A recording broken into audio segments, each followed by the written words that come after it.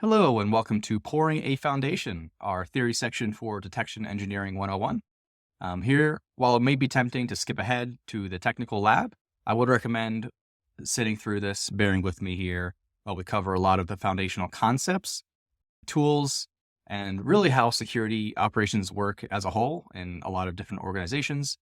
I think this will help you nail interviews and be able to talk detection engineering just as much as you can do it later in our lab.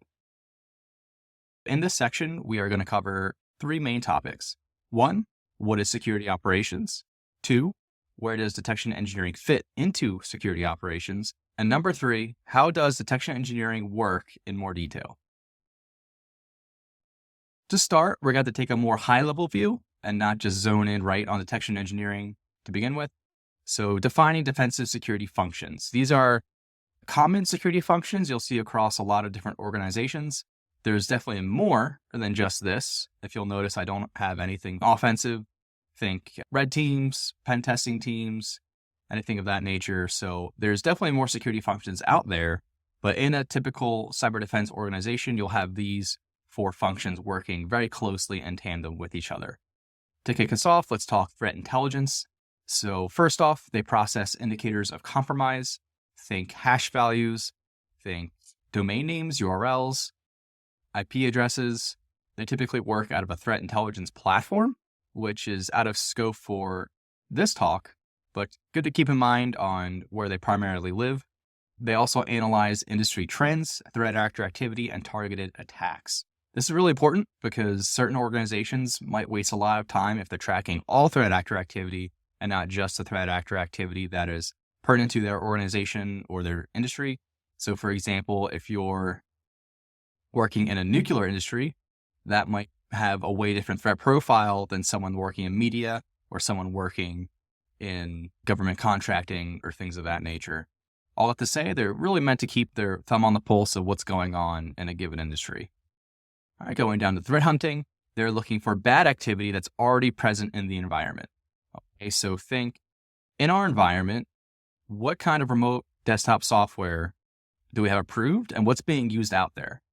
So if we see, I don't know, let's say TeamViewer, for example, and that's the approved software that the company that you work uses, and then you see any other remote desktop software really that's in the environment, you could then gauge whether that's approved, whether that indicates bad activity. Let's say someone gave access to their device to a bad actor, or a whole business unit in your organization might be using an unapproved tool where the approved tool might have logging, risk measures accounted for, and all that kind of good stuff all baked into it. So that's one small example of what threat hunting might look for. Additionally, they'll find visibility or tooling gaps within the environment. So in their research, getting to the nitty-gritty of threat profiles, a lot of this can come from threat intelligence as well, or their own research. Seems like every other week there's a big report that gets put out by some security company with a good breakdown of attacks that have been observed, what the attacker tried to do, how they did it, all that kind of fun stuff. And a threat hunter can take that and look for similar activity in their environment and try to gauge whether that activity is happening in their environment or if there's a visibility gap. Let's say it's been observed that an attacker was triggering activity that was creating a certain Windows event log. If you're filtering out certain Windows event logs, that'll be a problem because there's no visibility that the threat hunter would need to be able to do their job. So threat intelligence, threat hunting, they can work pretty closely in tandem. The good work that threat intelligence can do analyzing industry trends and threat actor activity, they can then hand that over to hunting, and then hunting can suss that out in the environment. Okay. And now let's go down to detection engineering. So the main role here is to create custom alerts for the incident response team. The incident response team is the main customer of detection engineering, and the main output of detection engineering are custom alerts. Another big job is to create unit tests to confirm working detections and capabilities. We'll get into what this means in more detail, but just think that detection engineers should be able to trigger the activity that they are making custom alerts for. Going down to incident response, their primary job is to respond to vendor-based and custom security alerts. Okay, what does this mean? So let's say you have an endpoint security product like Windows Defender. That might trigger an alert that, oh, hey, there's malware on a host. and that alert might get sent to the incident response team. That doesn't necessarily mean that detection engineering had a part in creating or facilitating that alert, but the product itself did. That is what I mean there by vendor-based alerts. Custom security alerts would be something like, let's say a very specific process was executed that a vendor might not detect, or something very specific where a certain account was used improperly, or a series of events happened that would bypass a vendor-based detection, but something that the detection engineering team was able to create and correlate together to create a good customer alert there. All right. The next up is providing feedback to other teams. So there's a constant workflow between all 4 of these teams. They're all interconnected in various capacities, different workflows goes to the different teams, whether, for example, incident response, they might need to kick something back to detection engineering if something needs to get tuned, or they might kick something off to threat hunting if they notice activity in an incident that wasn't detected in the environment.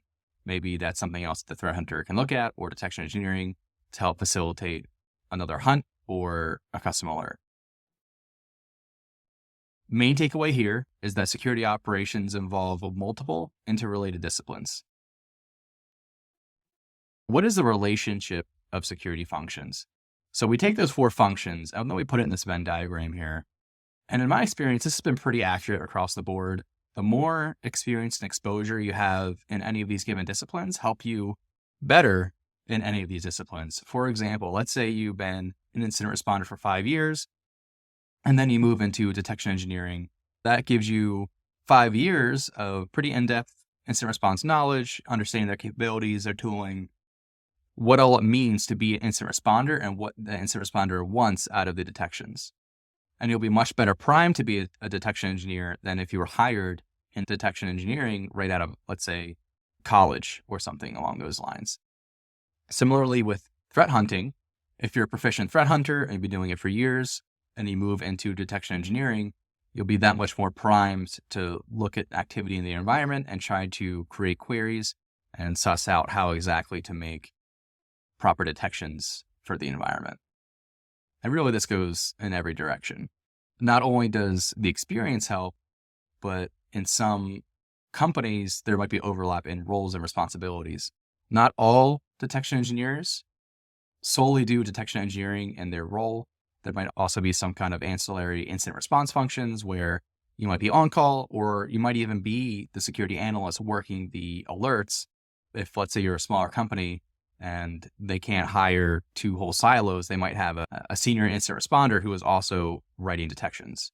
So there can be multiple different facets of how this works in a company, and we are going to get into that later. The key takeaways for this one: experience in one domain helps in another, and collaboration across functions is important. Digging more into incident response, let's look at the incident response lifecycle as provided by NIST, who is an organization, and they set up a cybersecurity framework that a lot of organizations follow that details out different controls. And all that's really out of the scope of this course, but I will provide a link to that in the description in case you'd like to dig into that more. But this is the general workflow for typical incident response lifecycle here. So preparation, this is a step that involves is on-call setup. Do you have proper communication lines? Do you have a case management system? Do you have the tooling required to do what you need to do? Okay, moving on to detection and analysis. This is where the detections actually fire, and every incident responder reviews the detections, performs analysis, scopes out the incident, and then makes a judgment call on what needs to happen. Okay, let's say something bad happens and we want to perform some remediation actions. You do want to contain whatever device or devices had been impacted by the incident. So let's say there's a rampant worm with ransomware spreading around. You want to contain those devices and get them off from talking to the network as quickly as possible. A lot of enterprise tooling lets you do that with a click of a button.